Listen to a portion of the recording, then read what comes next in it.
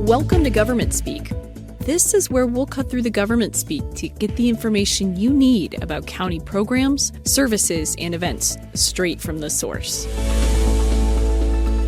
On this episode, we have our Chief Probation Officer, Esa Ehmen-Krause, joining us here in studio at 10 Douglas. We also have Probation's first Public Information Officer, Isaiah Thompson, here with us. So, Chief Isaiah, welcome to the podcast. Thanks for having us. Pleasure to be here. All right, so let's get right into it. As I understand it, at a high level, probation in Contra Costa County consists of adult supervision, juvenile supervision, pretrial monitoring, and juvenile hall. To those of us who might not be as well versed in those services, can you explain to the listeners, what are the services that probation provides? So it's a great question, Christy, and I think that really to explain this, it requires a little context in how much this profession has evolved as the result of really critical reform efforts, not only in our state, but really nationwide. At one point in time, the easy answer would just be that probation was an alternative to incarceration. And when I started decades ago in the industry, the common understanding was if you went to prison, you came out on parole. And if you either went to jail or you had a community supervision commitment instead of going into jail or something, you'd come out on probation. But, with such pivotal reform efforts like AB 109, which created the post-release community supervision client, those clients who can serve a portion of their sentence in prison and a portion of it in the community, or all of it in the community with a portion of it in jail and then the tail end of the supervision in the community. I think that now the role of probation has really evolved. And we're now, really a pivotal kind of conduit, if you will. We connect our clients with resources and supports and those really critical components that allow them to become more stable to return to the community. I like to say we're creating good neighbors, whereas in the past it was really just all about compliance, right? Monitoring for terms and conditions of probation. It's court ordered, right? So it used to be very much compliance driven, and now I say we're more compassionate. We look for how we can, support our clients where they're at in their life. With what they need, and really provide those resources and connections to both public sector, services that serve social safety net, as well as employment and education, and kind of run the gamut of what we can do for our clients. You touched on something that when I've seen how those kind of services are portrayed on movies and television. You have characters who are saying, hey, I have to call my parole officer. Can you explain the difference between probation and parole? So I guess in the simplest form, we are a county agency, and it is different state by state. So in California, probation is a local agency. It's run by counties, right? And parole is a state agency. It's run by the Department of Corrections and Rehabilitation. And so kind of the easiest way to explain it would be people on parole have gone to state prison, and then they've come out and they've served the remaining part of their sentence on parole, some for, life, very long periods of time. Some of the more violent, like sexually violent predators, for instance, are on a state parole, versus our clients who are on probation terms. How many clients are you serving at one time? At any given time, around 3,500 with juveniles and adults, but that includes clients on warrant status or on low-risk caseloads. And then the other interesting dynamic would be you've got court probation and then formal probation, right? So court probation is a function of the court where they can put somebody on a term of probation, if you will, but we don't actually supervise or monitor those clients. It's simply court probation is sort of like paperwork probation, if you will. So we can still provide resources and referrals to those individuals, but they're not formally supervised in any way. You also mentioned this, your decades in this field. Did you grow up and say, I want to become a chief probation officer? How did you get from, all of your education and your expertise and your experience to Contra Costa County? What brought you here? So the first half of my career, I would say, was in a state prison system. I worked for the Indiana Department of Correction as an administrator, running juvenile facilities, and in many cases closing juvenile facilities. But the bulk of my time back then was with incarcerated young people. And then I came to California in 2011 to the Alameda County Probation Department, where I was a deputy chief and then an assistant chief, and initially started working in institutions. And it was so unique that California's system is just enough different from Indiana's system that it was a really seamless transition from running institutions to then kind of growing and evolving my career as well into that assistant chief role, and then here to Contra Costa in 2020 as the chief. And when you bring into the fold the pandemic, how was that kind of starting in a new community in this role? Yeah, my first day here was the first day of the pandemic. The unique thing about that, though, I think, as I mentioned, since so much of my career prior to coming to California was in institutions, I think that positioned us uniquely because decompressing populations was something that I was fairly comfortable with, and just recognizing that, our staff weren't the only ones in a potentially feeling like the crisis of this, right? Our clients were feeling very uncertain, and certainly the parents of the young people who we had in our juvenile hall. And at the time, we operated a ranch in Byron called the Orrin Allen Youth Rehabilitation Facility. I could only imagine what those parents were feeling with the uncertainties and, all of the things we were hearing about the terrible outcomes in prisons and in congregate care environments. So I really wanted to kind of be responsive and proactive in addressing some of those concerns of our clients and of our clients' family members. And then, of course, we had to take into consideration, public safety and do what was best for the community, and not just from a, criminal activity standpoint, but also from what we could do to strengthen the community in this time of uncertainty and crisis, as I've said. So I think we were in a good position. We very rapidly depopulated our camp environment, and to the best of our ability, our juvenile hall. I worked very closely with our system partners here, as well as our partners just at the state level. And so I think we did a really good job in this county responding to it, but I think that our department also did a great job really seeing themselves as essential service workers.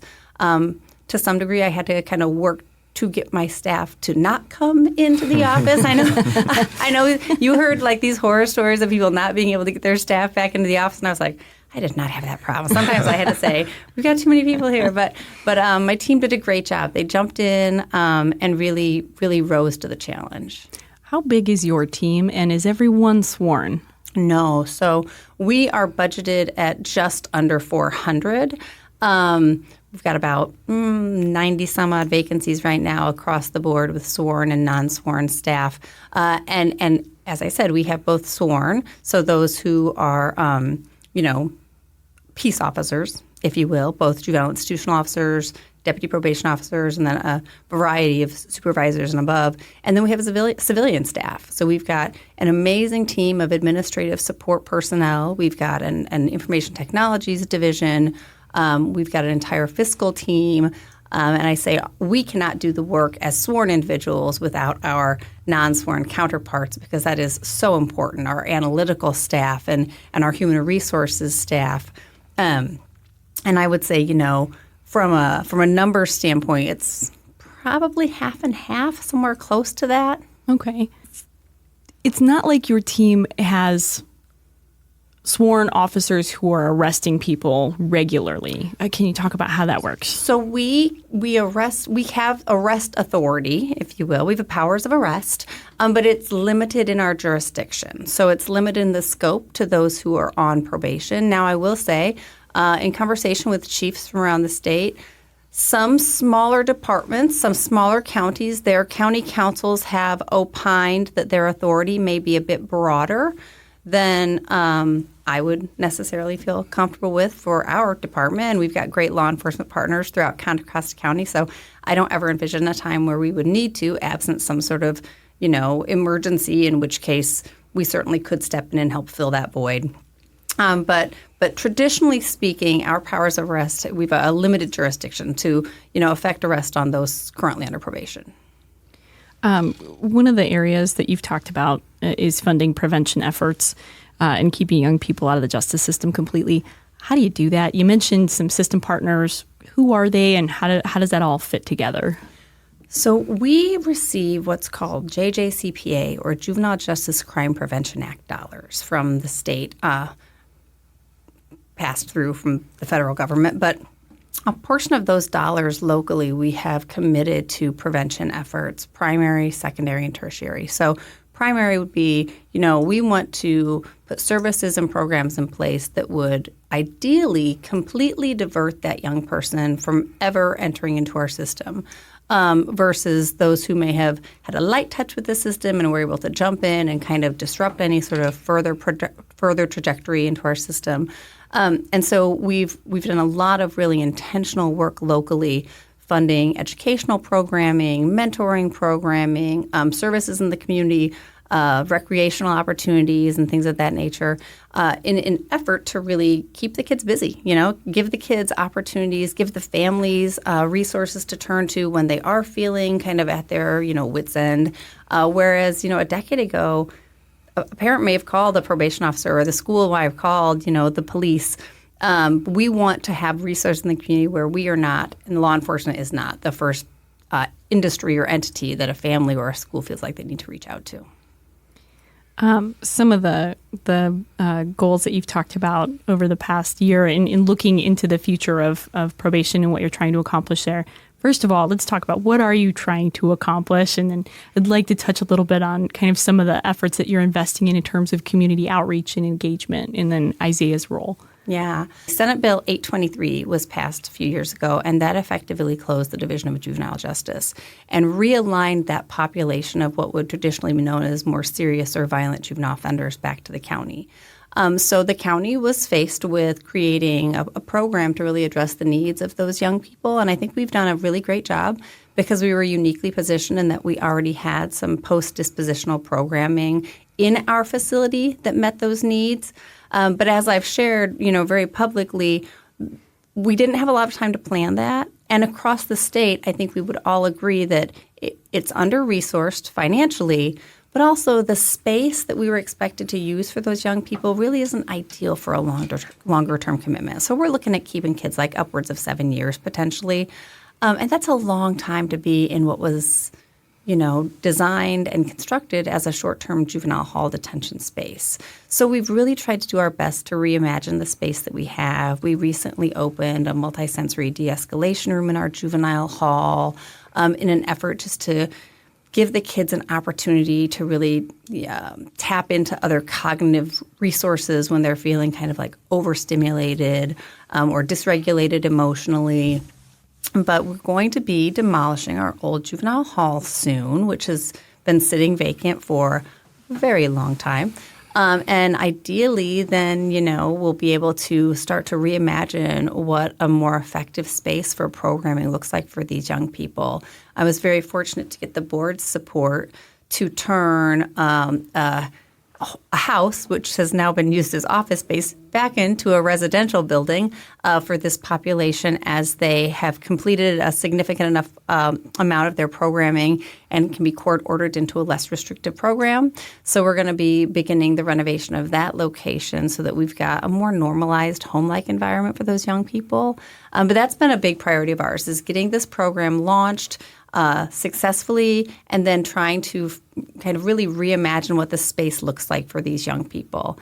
Another priority of ours is around our transition age youth population, and really making sure that we're acknowledging adolescent brain development science and how we supervise and kind of refer these young people for programs and services, acknowledging that while many of them are on adult court orders for probation, anyone who has a transition age young person could easily say that while they might be over 18, like they still need that extra support that a young person on a juvenile caseload would probably have. So we've put a transition age youth service network in place in partnership with one of our community-based organizations that will serve as like a one-stop shop for referrals, which just takes the guesswork out of it for my staff, and it also helps take some of the confusion and frustration out of it for our kiddos. When you think about kind of some of the key initiatives and projects for probation, I know investing in community outreach has been one of them that you've talked about pretty frequently. And with the onboarding of Isaiah and having kind of a storyteller on board, what are you hoping to accomplish? So I think probation as an industry does a lot of things well, but we don't necessarily talk about ourselves very well. And so much like many people don't understand the difference between probation and parole, I think part of that we have to take ownership for because we don't really talk about the good work that we do. We don't want to tokenize our clients and parade them around in front of people. But with that said, we also have to get our story out there. And if we don't tell our story correctly, someone else is going to tell it incorrectly. And so it was really important for me to have a dedicated staff person on board who would get to really learn probation and be able to, kind of brag about us in a way that is effective and creates the narrative that we want to in the community, but also can respond when we don't get it right? Because there are obviously human behavior, right? There are going to be times where something does happen that we also need to make sure we're messaging that correctly so that the public realizes how committed we are to transparency and really getting the message out there so that we don't have any other unintentional misinformation circulating. And Isaiah, how long have you been with the county now? It's 4 going on 5 months now. 4 or 5 months? Yeah. And how much have you learned about probation? What's been surprising? What's been challenging? I've learned so much about probation. There's so many passionate people in the department, so many passionate, experienced people that I just love to go to and just kind of just be a sponge and, get that history so I can better, tailor our messages and, or just focus on little nuances that people may not know about. So it's been very exciting work for me, connecting with all of our stakeholders, being the community, council members, our staff. It's exciting work, and folks are passionate, and I'm just excited for the future. And I know we've been seeing a lot of traction on social media, getting accounts Sure. up to speed. We've got Twitter, LinkedIn. Do you want to plug some of those? Oh, for sure. We're CC Probation on Facebook, Instagram. We're on Twitter. We're on LinkedIn as well as Nextdoor. Hear that, everyone? Go follow them. That's right. Please do. And if you don't follow them, our county accounts will make sure that the ones that were on the same platforms will share that information as well. Exactly. One of the things that you've also talked about, Chief, is shifting from compliance to compassion. You touched on this a little bit more briefly, but I want to talk about that. That seems very empathetic in a field that is strongly connected to a law enforcement angle. What does that mean, and how do you accomplish that? So I think some of this stems from my starts, on the first day of the pandemic and just seeing how effective it was. Right. I think our department had done a great job prior to my arrival with utilizing incentives through our core correctional practices as our evidence-based, one of our evidence-based strategies. But in addition to providing things as an incentive to positive behavior, I also recognize that oftentimes, in addition to their current legal struggles, our clients are facing a host of other challenges. Either financially, with transportation, with feeding their children, with providing for daycare and assistance and things of that nature. So it's really important for me and for my entire team that we look at how we could make reasonable and responsible investments in things other than just what you would traditionally think of as those things that would be sort of addressing those criminogenic factors. So we've increased our investment in housing services. We're now providing gift cards for grocery stores. We created a sustainability fund last year through our AB 109 realignment account and through some of our juvenile funding so that we can meet those urgent and immediate one-time assistance needs that our clients might have, and really in a way to kind of break down the barriers. We started a mobile probation services program with 3 Sprinter vans a few years ago in partnership with the Superior Court as part of our pretrial monitoring program, so that transportation wouldn't be an issue for our staff. We could take our mobile units out and they serve as sort of standalone work sites for our staff. So, if we have a client in Bethel Island, they don't have to try and get to our Antioch office. Or if we have an unsheltered client, we don't have to try and, figure out a way for them to reasonably get to us. We can bring our services to them. And so it was really important for me that just to look for where the hurdles are in place that would be preventing our clients from really being successful and trying to create opportunities and pathways for success to be more attainable. If there's, first of all, that's amazing because you think about the number of folks who are engaging your services every day and how one issue in their life can change the trajectory of it. And the fact that you're really focusing on how do you rehabilitate someone and help them re-enter society following, whatever their issues were. Well, and the term rehabilitate implies that they were at one point in time fully functioning, right? And so oftentimes we're meeting our client at a point of, habilitating. Like, how do we create the capacity within this individual so that they can grow in, their educational performance, their civic engagement, right? Their legal compliance. So oftentimes, we use the word rehabilitate, but that's making a pretty big assumption about our clients. And so we really try and take a step back and be like, okay, so from a foundational level, Maslow's hierarchy of needs, like what do our clients need to be successful? And oftentimes it is, shelter services or referrals to the food bank. We started having a sort of mini food banks, if you will, at all of our offices last year, just recognizing that a lot of our clients had real food instability, weren't sure how they were going to feed their families. And so rather than expecting them to try and find their way to a food bank, or, a shelter for a meal, we started keeping a little host of non-perishables at all of our offices, including our juvenile hall, so that when families come to visit their young people, they can just grab a bag and fill it up with as much as they want. We don't track or monitor. Just when our rations get low, we restock. But just little things like that, recognizing that, if a client is not really feeling supported and doesn't have those kind of core needs met, then complying with their court order terms and conditions is going to be the last priority on their mind. If there's one takeaway from the discussion today about probation, what do you want folks to remember the most? Just what an unique role we play in the community. We really are focused on client success and how that leads to public safety. So I think that, oftentimes people think that probation has this dual role where we are social workers and law enforcement. But I like to say that it's not a dual role. It's a third very unique role, right? We connect our clients to opportunities and resources that will then lead them to be ready and really able to receive the programming and guidance that we can then give them to be more successful. Well, thank you so much. That's it for today's show. I'm your host, Christy Jordan, Contra Costa County's Public Information Officer. Thanks for joining us on the Government Speak podcast, brought to you by the Office of Communications and Media. Don't just take our word for it. Stay curious, stay connected, and stay informed. Until next time, keep your mind open and your facts straight.